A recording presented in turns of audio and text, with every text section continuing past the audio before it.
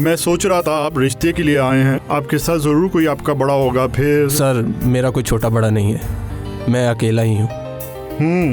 हाँ, याद आया, आप SOS विलेज में बड़े हुए हैं। आपके सरपरस्त राना अफजल हैं। जी, आप जानते हो उन्हें? मेरे दोस्त हैं, बता रहे थे आपके बारे में। बहुत ज़िद्दी मिजाज हैं, किसी बात पे अड़ जाएं तो कभी माफ़ नहीं करते।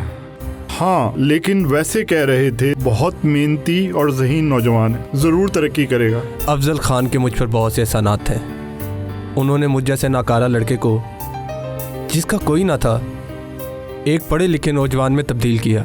सरफराज साहब, मैं दौलत के फ़र्क को अहमियत नहीं देता, लेकिन मेरे नज़दीक ख़ानदान की बहुत अहमियत है। मैं किसी अकेले लड़के के हाथ में अपनी लड़की का हाथ किस तरह दे सकता हूँ? मैं तो अपने ख़ानदान में किसी के सामने सर नहीं उठा सकूँगा। बैठ जाओ लड़के, इस घर से कोई खाली पेट रुखसत नहीं हुआ। चाय पी के जाना।